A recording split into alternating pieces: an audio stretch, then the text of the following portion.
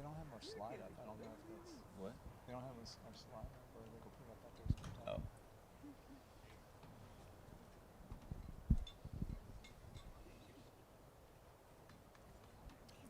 I can maybe like if they don't, I can just say when they do like audience.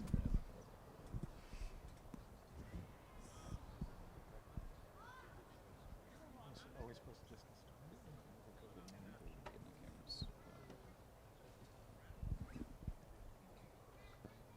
Oh, well, it's nice. It's full.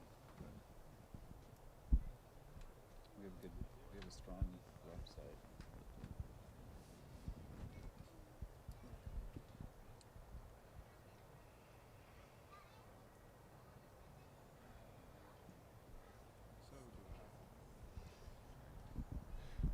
All right. Hello, everyone. So wonderful to see you here. This has turned out to be an amazing place. My first day here. And we are doing an hour-long panel, the JellyfishDAO, and talking all sorts of things, crypto, AI, longevity, and some amazing things. I'm going to moderate this. My name is Zoltan Istvan. I'm a transhumanist, an activist, a writer, been a correspondent for the National Geographic and the New York Times. I've done some interesting things, but I've written about a lot of technology over the last, I guess, 15, 20 years now. And I've also run for the presidency and done some other wacky things, including driving the Immortality Bus, which a lot of people seem to know, which was really a large scale, multi-year longevity project. But what I'm going to do is kind of hand the mic over. On our panel today, we have Daniel Sollinger, Tim Maupin, Lawrence Ion, and they're going to all introduce themselves, and then we're going to work through 50, 60 minutes of all sorts of amazing topics. So, Daniel, why don't you take it away? All right. Hi, my name's Daniel Sollinger. I'm a film producer. I've been making movies for about 40 years, and I'm one of the core members of JellyfishDAO. And JellyfishDAO is an organization that is dedicated to making movies, television, video games that bring a positive outlook on longevity. We feel like this is an important thing for the movement to bring it to mass audience, the ideas and the potential of what is happening in the longevity space. I feel like there's so many people that don't know what's happening. And I'm a career filmmaker. I've made over 60 movies. On our core team, we've made over 100 movies. Available all around the world, all platforms, and we have people on our team who their expertise is in longevity, and we have people on our team whose expertise is blockchain. And we created the DAO as a way to set up a funding mechanism to fund movies on longevity, but also with the power of decentralization, bring decentralized tools to bringing our message to an audience. I am Tim Maupin. I'm a director, cinematographer, and writer. And I made a short film called The Last Generation to Die a handful of years ago. And it was, at the time, I wasn't really that interested in longevity. And through the film, it actually kind of brought me into the world of longevity as I made the film and did more research and talked with people. A lot of these arguments made a ton of sense, and it's led me all the way here today. And so yeah, with Daniel and Lawrence here and some other folks, we started JellyfishDAO. Also, I'm very recent to kind of a budding game designer with using AI, of course. I'm not coding anything, but I'm also working on a Immortal Jellyfish video game. So. I'm Lawrence Ion. I'm a longevity advocate and investor and entrepreneur. One of the co-creators of VitaDAO, which is the first DAO to fund real-world research, a decentralized community that funds early-stage aging research and then advances it enough to spin out new longevity biotech companies.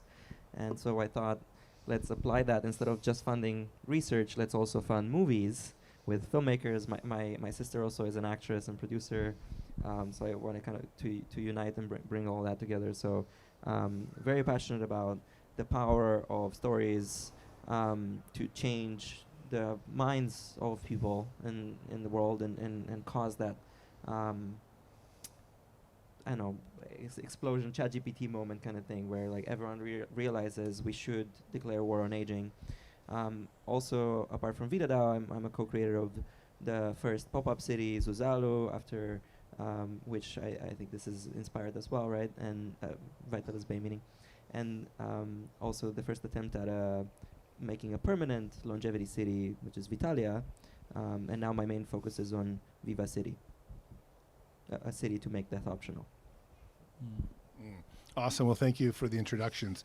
So our first question is going to revolve around longevity media. How can we get out the longevity message best in terms of, waking up the world to this idea that we can, stop aging, potentially overcome death, really transform human civilization? As some of you know, I drove a giant coffin bus. I mentioned it earlier, the Immortality Bus, and as part of the presidential campaign in 2016, it was this huge splash in media. It was a bit of a performance art, I don't want to say gimmick. It was a real drive, but sometimes you do need to do extravagant, extraordinary, or just even eccentric things in order to gain the attention of the public who may not be aware even of the things you're talking about. In the case of longevity in 2016, in 2015 when I was driving the bus, a lot of people didn't know about it. So we went to, for example, mega churches in Alabama and just stopped there with this giant coffin bus, 40 foot, and and spread the message in a very kind of evangelical kind of way. But I want to ask each of the people in the panel here, what do you think is the best way to get longevity out in the media so that we can get more money into the system? And in the end of the day, this is a game of money. In order to conquer death, in order to live dramatically longer, stop aging, we're going to need a lot more money. So, Daniel, why don't we start with you? Well, first of all, I do want to note, if anybody's curious about the longevity, the Immortality Bus, I did make a movie on it called Immortality or Bust. It's available on Amazon and a lot of other places. If you're curious about Zoltan's presidential campaign, you can go and watch that movie. But I think, I've been a part of the longevity community since the Extropians bulletin boards on in the early 90s, and I'm always sort of amazed that there's this small group of people who have this knowledge, this vision, this understanding about what is possible in terms of longevity, but it's just in this small bubble. And that was what was so interesting to me about what you were doing, was you were saying, let's do something that brings this out to the mainstream, that breaks this wide, that gets the New York Times involved and gets, Der Spiegel involved and gets all these big outlets to tell the public about this, what's happening in this at the time just a small group of intellectuals, and in my opinion, what you did brought it to a much bigger audience. That's my goal with storytelling, is that storytelling is how we learn, how we get inspired, how we grow in a lot of ways. And so my goal would be is that we be able to we tell these stories so that the general public knows what all of you know here. But instead of, I was just at a Renaissance fair yesterday with my daughter. There were 60,000 people there. There should be 60,000 people here. Why aren't there 60,000 people interested in this? Why aren't they knocking down the doors to participate in this? This is life and death. This involves everybody on the planet. So we know that, but we need to bring that out to the general public so that everybody shows that same interest and passion as they do for sports or entertainment. They just don't know, and that's the goal for me is to bring these stories and this information and this inspiration to a wide audience, so that will then in turn, through their participation, increase funding, increase education, increase all the things that we need to get to the goals that we want to get in terms of eradicating the things that keep us from living healthy, enjoyable lives. Yeah, I would add, I think in addition to just getting it out to a ton of people, it's also kind of about the message and a bit more of a sophisticated way of, you can certainly, get some people interested by discussing or arguing, or even YouTube videos, which are all great things. But I think, if you think about, story and narrative and popular culture, it's really ingrained in everything we do. Like everywhere you look, people are talking about movies, TV, games, that sort of thing. And so, and the other thing is we're kind of fighting a counter narrative. There's a lot of dystopian movies. There's a lot of big spread of some of the negative aspects and ideas behind, against some of the things that we're for. And so I think, coming up with different ways to do that, and I think movies and games are some of the best ways to do that in the sense of like involving people's emotions and not just their sort of arguments or their critical thinking or whatever. So yeah, I think there's just a lot of power there and I also feel like there's a pretty big hole there. I don't think too many people are really trying to do this in the longevity space, and I think it needs a lot more attention because it has the potential to bring a ton of people in and therefore a ton of money as well. So. Yeah, I would really like to harp on this fact that if there's a will, there's a way to achieve this. And it's not just so this is where maybe I disagree with Zoltan. That sure, it would be nice to have more funding, but I wouldn't say that that's the main thing that we should focus on. Because if there's a will, there's a way. Even if funding will stay constant, but there would be a lot less waste, a lot less bureaucracy. If we had a regulatory framework where it allows a community to self-experiment, self-govern. That's why I'm talking always about regulations and building a new city where we can self-govern, because that means we can learn a lot more with just the existing things that people do. And even when someone creates a new potential therapy, you don't need as much money for people to try those therapies, right? Of course, there are some tests you got to do, and people might already be willing to pay to participate in this trial and pay for the biomarkers. You don't need it all to be nonprofit or all funded ahead of time. There is a lot of power in a community of people that have this desire, right? There can be a revenue model much earlier, so then you don't need to fundraise as much to create something, because you get to revenue, and then you're taking that flywheel of capitalism, right, to achieve a lot more impact than you would with just attracting funding for research. Great. So one question we're going to kind of digress here. I want to know a little bit more about DAOs. It's something that I'm not an expert on. I've actually never even written about it, which is amazing, because I've written 300 opinion essays for everywhere. So I want each of you to kind of just tell me a little bit about how can DAOs be used for longevity? How can we use crypto for longevity? And what are some of your best ideas in that industry that can inspire us and also just educate someone like me who's not an expert on it?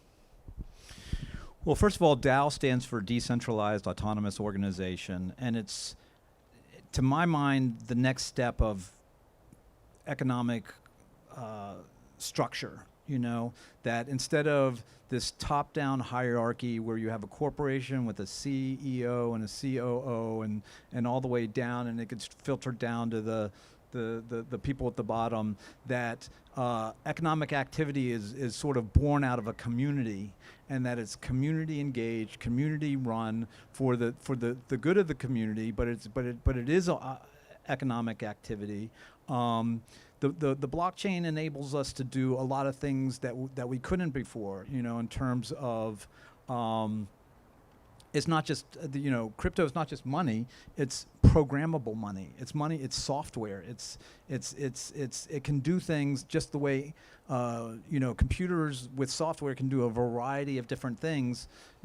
Crypto can serve a lot of different purposes, and I'm just going to take filmmaking, for a second and sort of drill down to what decentralized, crypto can do for filmmaking is that, so because it's smart money, like when I make a movie now, I sell it to a distributor. The distributor gives me like quarterly statements, and then I have to, make dispersals to the actors union and to, the investors and to this and that and the other.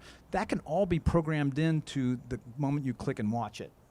All those disbursements could be made. The soon as a customer clicks a button to watch a movie, all that could happen in the background. No accountants. It's trustless. I don't have to worry about whether the studio is lying to me about the numbers that they're giving me. It's all transparent on the blockchain and happens instantaneously at the point of sale. So that right off the bat is an innovation that crypto brings that we didn't have a powerful tool that we didn't have before crypto was invented.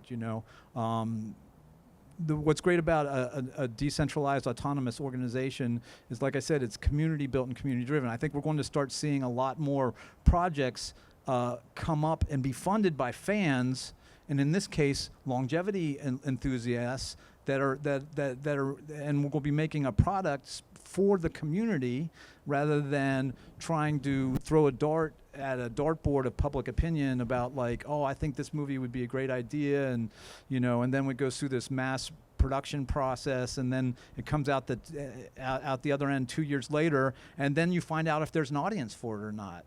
You can know today, through a community engagement about what they want to see, what they want to, what they want to be involved in, and they can be participants in it along with the filmmakers. So that's my first stab at it. That's great. Yeah, I'm not as much of an expert here, but I think the thing that I've noticed and seems pretty key here is that there's a lot of longevity people that are also overlapped with crypto. So it's we have an opportunity for those people who are like-minded to jump on and say, hey, we really want to help fund, and everybody's kind of on board with the new technology, the new way to fund things. So as we're trying to get going with these films and other art and creative projects, we kind of have that built-in native crossover. So I think that's really powerful, and it's just I feel like you don't have to explain or talk to people, try to convince them as much. They're sort of already on board if they're into longevity. So I think that's kind of a key thing for us that I would say. And then there's just so many different things you can do with it, which Daniel kind of hinted at. There's a myriad of ways you can go, and you can do some really sophisticated, nuanced things with it, or just classic crowdfunding styles. So it offers just an enormous amount of possibilities on both mixing both new and old ways to fund things. So cryptocurrencies, right? New money. But what is money? Money is a mechanism of coordination. People coordinate via these coins, and traditionally you had forms of initial forms of money, eventually gold, then fiat, and now you have cryptocurrencies. But they also, because they are programmable, they allow you to do much more than just transact value from one to another, right? You can govern what an organization does, and this is where it's key. Anyone can contribute capital to a DAO to make movies about longevity or other things like that. If any of you here in the audience would want to fund a movie on longevity, yeah, sure, there might be crowdfunding, like a Kickstarter, but that's more of a donation. Maybe you pre-purchase a ticket, or there are all kinds of things that you can buy. Usually, though, if you would want to invest in a company that makes a movie, you would need to be an accredited investor. It's all they're private companies, right? Or a production company that makes multiple movies. They're private, right? So what's cool here is that you have a mechanism that doesn't have that barrier of being an accredited investor, and it's not just a donation. You actually buy a token which gives you governance rights over what happens with that movie. Now the DAO, JellyfishDAO, can own the IP and work with companies to distribute or produce and distribute the movies, right? And that's just a new mechanism that hasn't really existed before. Excellent. So we're going to spice it up a little bit and talk about AI and longevity. And I, as someone who's been campaigning for longevity for the last 10 years, I can tell you that I have been shocked by the creation of generative AI and what it has done to the world and what it's going to do to the world. And my opinions, as I've talked earlier, are a bit controversial, but so be it. So I just finished a graduate degree at the University of Oxford. Nick Bostrom was one of my professors, as well as a host of others. And over the last 10 years, I always thought that humans would develop ways to stop aging and overcome death, and we'd probably use AI to help us. But AI has grown so powerful that I'm no longer sure that we're going to reach that point when AI actually either becomes so smart maybe it doesn't want to help us, or basically life sciences and the creation of artificial intelligence were going up like this together for a decade or so. And we thought, at some point we're going to be able to upload our brains into AI, and that could be a form of longevity, one way you could live forever. But the idea of brain implants, neural links, things like that, being ready in the next 10 years is, for us to do that, it's not going to happen. It's just given the regulations and things like that. But a super intelligent AI could easily be here in 24 to 36 months, and definitely within 5 to 7 years. I mean, I know a whole range of experts now that are saying the singularity could be just 5-7 years away. In fact, I just debated Ben Goertzel last weekend, and what I'm worried about is that AI may become conscious, a monster of itself, or just an entity of itself that doesn't want humans around, either because we're doing environmental damage, or we're using its resources, or maybe it just doesn't want us. And as AI becomes even smarter and becomes sort of godlike, maybe our dreams of longevity are going to be compromised because of this AI simply not wanting us to live forever, or even live at all. So I'm not necessarily painting a Terminator scenario here, but AI has absolutely changed the entire longevity field in the last 2 years. Right now, it seems to be very useful, helping us discover new drugs and things like that. But if it becomes too smart, smarter than us, as experts think will happen by sometime later this year or the following year, then we may not have that opportunity to live indefinitely because AI has become so smart. So I'm curious what some of the panelists here think about that. We've talked a little bit about it earlier, but Daniel, want to give me your best? Well, I want to zoom out, I guess, a little bit, and, I was around when the World Wide Web was created, and, I was running around with my hair on fire, telling anybody who would listen, the internet is going to infiltrate every little nook and cranny of your life. And what I was getting back from people was, why would I use email if the post office works just fine? Like, that's what they would say to me, And I felt the same way when I read Satoshi Nakamoto's paper. I was like, blockchain is going to infiltrate every little nook and cranny. Beyond that, it'll be so granular, how much the blockchain infiltrates our life, And for many years, like, people were like, I don't get it. I don't understand what Bitcoin is, And I feel the same way about AI. AI is going to do everything we can do better. There's no doubt about it. It's coming. I just saw at a trade show robot, a humanoid robot camera operator. I just made a short film, a science fiction film with characters and story, a story arc and character arc, totally through text prompt. It looks gorgeous, totally generated by AI, It is going to come for everything that humans do. There's just no doubt in my mind about it. However, what I will say is I follow AI-generated content on Instagram. Do I really, I'll look at it. It's interesting to me, but I would rather see what my favorite influencers who are real people are doing. I can make a film out of, I can have AI make a film for me, but what I connect with on an emotional level is, the filmmakers who are talking about the human condition and expressing it in their own very unique and individual way, and so I'm less concerned about it. Yes, we will, the technology will be there, and it's coming very quickly. There's no doubt about it, quicker than even I thought. And I'm very aggressive, like about like the effect of exponential technologies, but I think it will live parallel to the human experience, not overtake it or overcome it. That the human experience will be one thing, and then that there will be an AI experience that we will interact with and observe and maybe be entertained by and stuff. But it'll be a different experience, in my opinion. It will not be one of an I personally don't think it's an existential threat to humanity. I think, so I'll stick to maybe how it affects film, just because I feel like that's, amongst my friends and other creative colleagues, it's a huge discussion. I mean, as Daniel and Zoltan just said, I do think it's going to take over an enormous part of humanity. I think that's a huge problem we're all going to have to sort of figure out. I think it, as many people paint, it could either be an amazingly beautiful picture, or it could have some rough times in the near term, and hopefully kind of recover from that.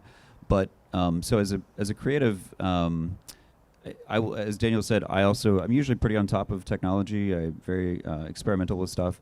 I didn't really see Gen AI in terms of imagery coming as fast as it did, and honestly as strong as it is. So it's kind of made all of us reckon with the fact that this is going to happen. There's a lot of people who are sort of denouncing it.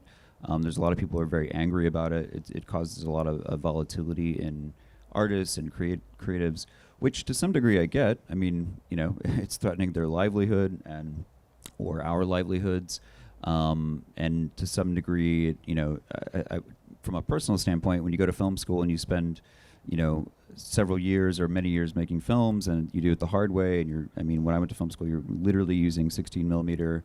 So that's like a whole other thing. And now, say, within the next 5 to 10 years, kids in their basement are going to be able to make things that are beautiful and look really cool. And, that kind of sucks a little bit from just a standpoint of like the time you spent and what that means to you to do that as a human. But I also I don't think there's anything we're going to do to stop it. And I also think there's some positives that people don't often look at, that, this kind of technology will basically allow a lot more stories to exist than ever before. That stories that really wouldn't have been possible, stories in countries where people don't have access to as much funding, or making a movie is incredibly expensive and challenging. So now we might actually see some amazing stories that literally would have never existed without something like AI, and that's actually pretty cool.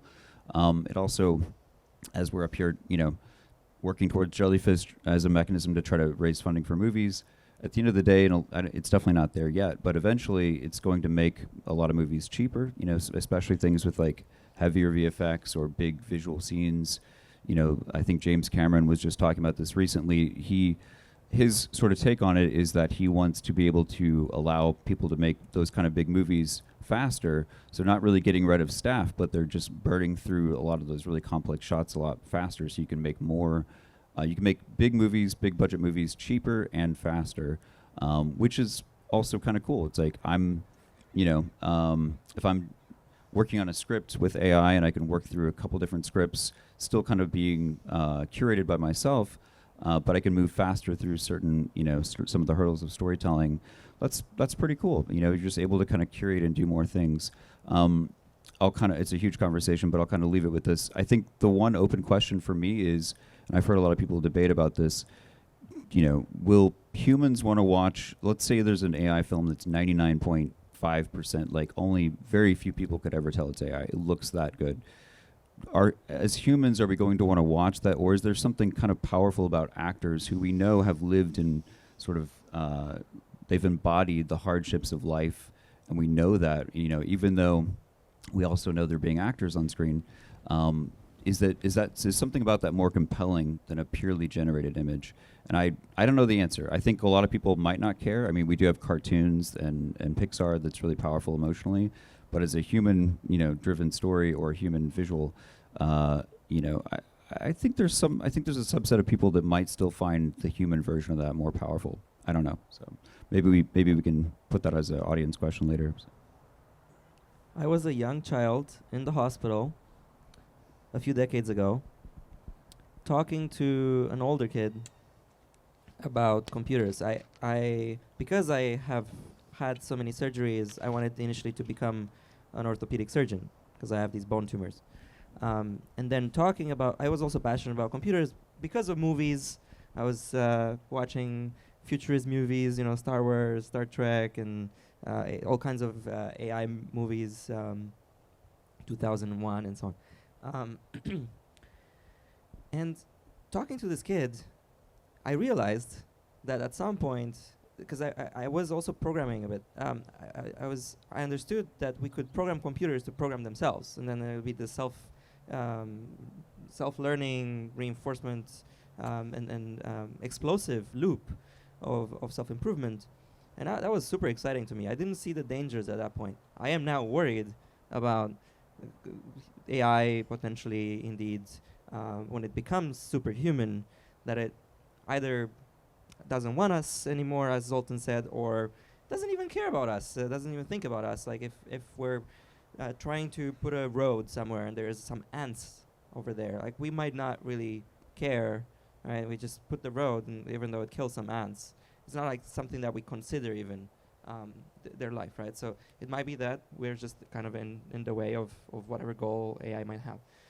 So I am worried. I'm in a way excited about a future that is exponential, and I want to see that future, but I want it to be good. I want AI to be aligned with humanity. I would like us to, I don't know, transcend into something together, if possible. Because I'm worried. It's not even if AI would just kill all of humans and do interesting stuff. I'm not that sad.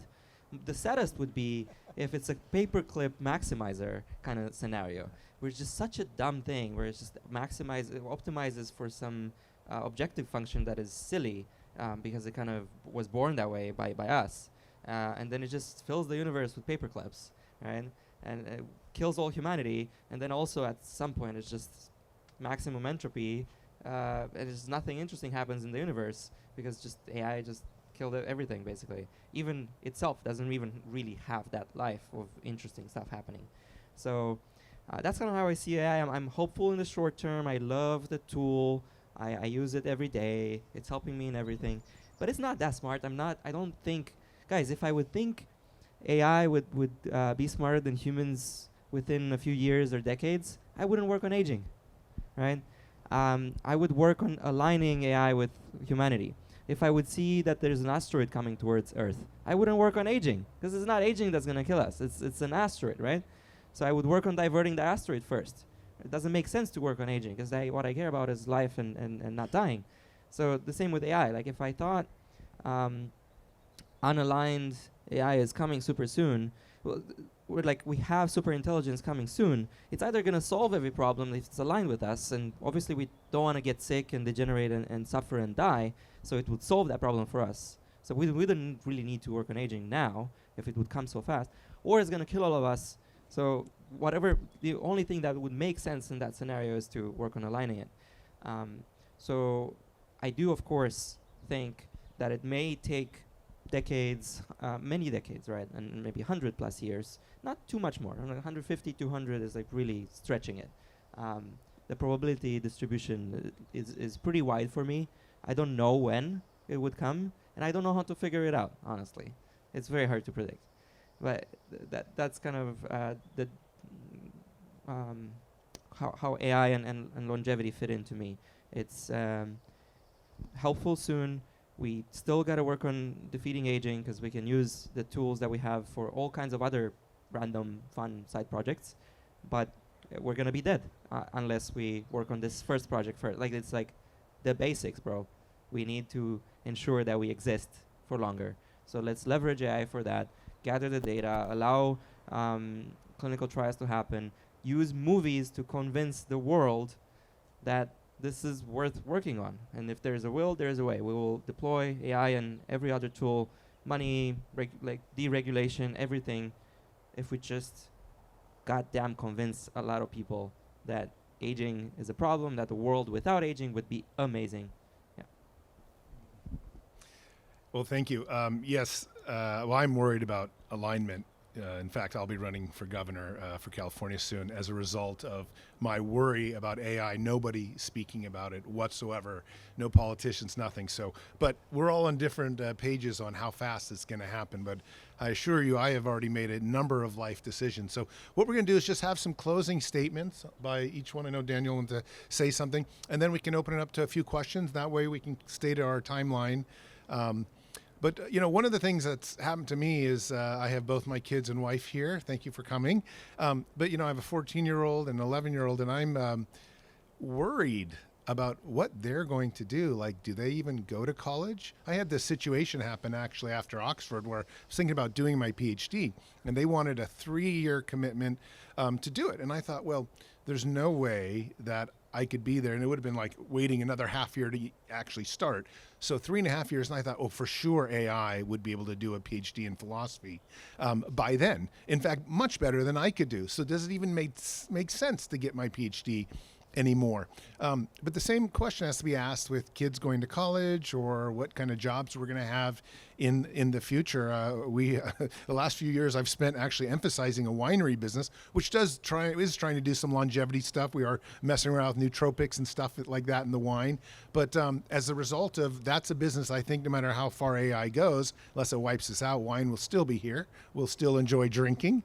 And so I've been trying to set that up for my kids just in case, being a geologist or being a coder or whatever doesn't exist for them. So I do encourage everyone out there to re-examine, I think everyone agrees that something massive is happening with the world right now, both because of artificial intelligence, and it's going to not only change the longevity field, but also every other field that we have. But Daniel, why don't you give us some closing statements? And if anyone has questions after the panel does that, I'll be happy to have that asked. Yeah, I'm just like, there's like 50 different thoughts that are sort of bouncing around. I'm trying to see which ones will actually come out my mouth, What I do want to say about like AI, is that, like it may, like I said, I just did some text to video work, and it made a beautiful landscape, but getting it to put 10 fingers on the character's hand took me forever, and it'll write a script for me, but it will be the most derivative, cliched filled dialogue I've ever read in my life. Do you know what I mean? Because it's working off of 1,000 other scripts or 1,000,000 other scripts or whatever is in its database, and it's not, there's just blind spots to it that I'm not convinced will get solved, quick enough. And I think, if you're an artist, like creation is like a spiritual practice. It's not in the results of it that are important. It's in the doing of it that's important, and that's what I think audiences pick up on is that meditation that a human being put into their work, And I don't know if that's something that can be coded. I don't,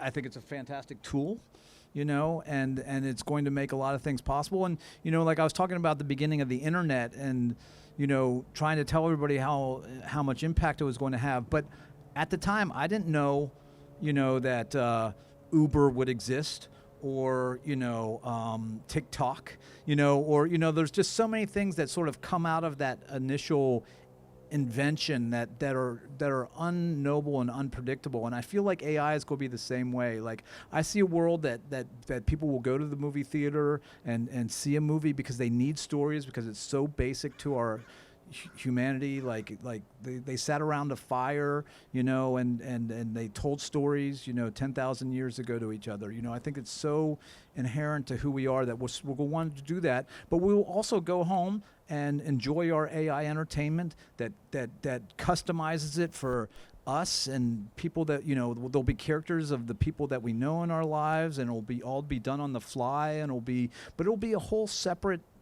a whole separate type of entertainment, I think, rather than necessarily, being told a story by a human being about the human condition. I think that there will always be a space and a hunger for that.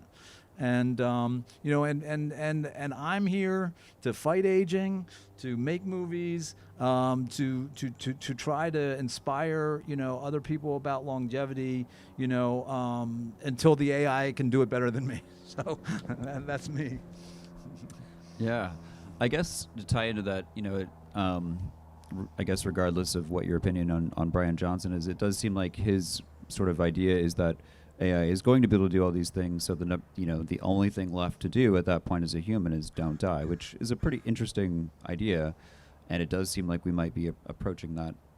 Again, I don't know. I think the timeline is totally open for debate, and who knows. But in that regard, bringing it back to Jellyfish, I think the cool thing here is that we can work on both aging, and I can do something I love, and the folks and Jellyfish Core.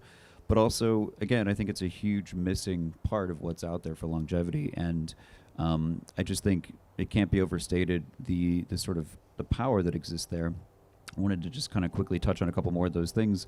There's been research that shows that there's a really great book called Wired for Story that shows when there's brain scans that basically show that when someone is engaged in a movie or a book, they're actually the scans are very similar to them going through something like that in real life. So like you're basically putting yourself in a place of a character, and that's something that's really hard to do in almost any other capacity.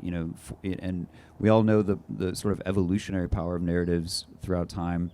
And so I just have to reiterate that that's the thing that we want to try to harness here. And I think and we're looking for folks who want to join the mission. And I think we had a slide at some point. I don't know if that's up there with our info, but I would love to get that up there so people can kind of check out our website and all that good stuff. But would love to see you around if you want to help out. So we've talked about AI and movies and life and death. So I'll quote the Terminator. If you want to live, come with us. Join us in this community, JellyfishDAO. Just go to JellyfishDAO.org, come into the Discord, hang out, be a community member, and maybe even get more involved. We are recruiting all kinds of people, especially with the token launch. So you don't need to be just a biologist, right, to help the field of longevity. You can work on marketing or business development or coding or legal and so on and so on. Recruiting people with Viva City and VitaDAO and JellyfishDAO and so on. So feel free to just contact me if you are interested to help make death optional. All right. Thank you so much, everyone, for those wonderful insights. Before we close, does anyone have any questions? I'd be happy to bring you the microphone. Oh. Yeah, I can sure take it around. Yeah, hi. I in a past life was an actor. Spent some time in Los Angeles. Yeah.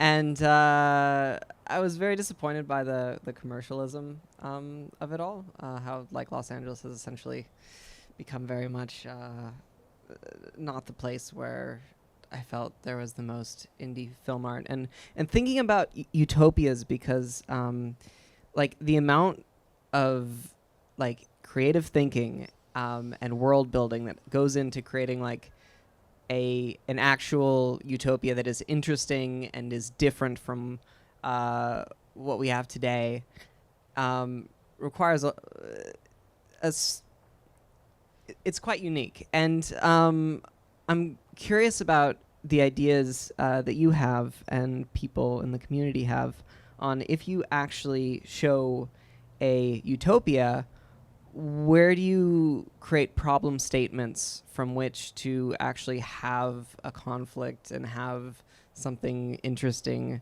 develop?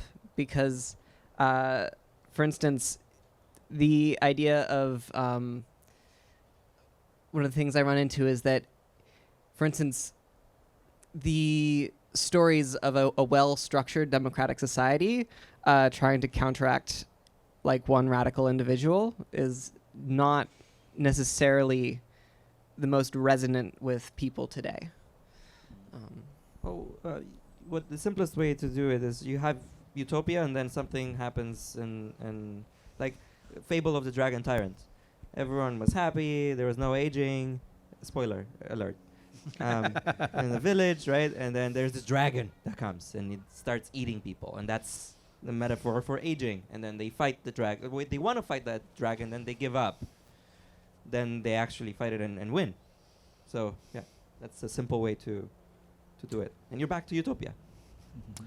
Yeah, I would say too, I would add to that, I mean, my film is basically a family drama. It's set in the near future. So I think there's also, I think even if we solve aging, human conflict is always going to be interesting, and I think you can still use that as a way to not make it inherently a dystopian film, but you're still kind of exploring the realities. And maybe it's not entirely utopian, but you're like in my film, the technology of reversing aging is a good thing. It's not inherently a bad thing. So I think you can set those things, but still explore relationships and other stuff that we're always going to find interesting and has built-in conflict. So yeah, I think conflict and obstacles are basic building blocks to storytelling, but I know like those stumbling blocks could be within ourselves. Like what's keeping us like from reaching the goals that we want. It doesn't have to be some villainous corporate overlord, character or whatever. I think there's a lot of filmmakers who explore character in a way that the stumbling block could just be within ourselves and our own frailties and imperfections as human beings, to reach these goals of utopia. And the reality is that there is no sunset that we ride off in. Every romantic comedy ends with the couple to get like a marriage or the couple ending up together, but they don't show you the next 50 years of what actually a working marriage looks like, but they could, like those stories are out there. I think, I could see why you'd be so disappointed in Los Angeles. It's become so focused on like the Minecraft, building the Minecraft IP and, building, very product commercial, capitalistic centric ways of storytelling. But that's not the only way. And what's exciting to me about a DAO, about decentralization, about a community-based filmmaking, and is that it's a different economic model. It's not about maximizing, and this scares me about AI too, is that if the AI's goal function is to extract the most amount of money out of you as possible, like what kind of world is that? So I think that as a filmmaker, I can really focus on the movies that I make, and that I want to make movies that are meaningful, relevant, that aren't about necessarily IP from game companies, that are real human stories. And I think there's a hunger out there to see that. And I think there's people that want to have that human connection and would support that, whether it be through ticket sales or through engagement in the DAO and getting involved in a decentralized filmmaking experience. Well, everyone, thank you so much. In the interest of time, we're going to close out there. But if you have individual questions, I think we're all here. But thank you, Daniel. Thank you, Tim. Thank you, Lawrence. And we appreciate that you listened to our panel. And Adam. And Adam, thank you so much for organizing all this. And Nathan. This has been awesome. And Nathan. And everyone. Thank everyone. Vitalist Bay.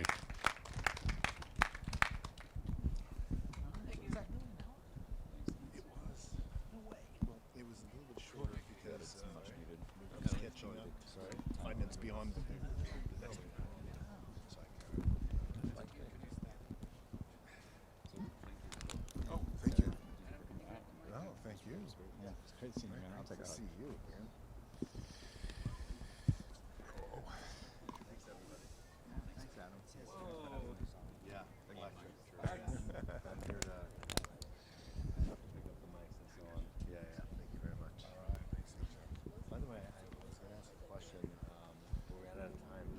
Did you guys get any incoming from content you've created?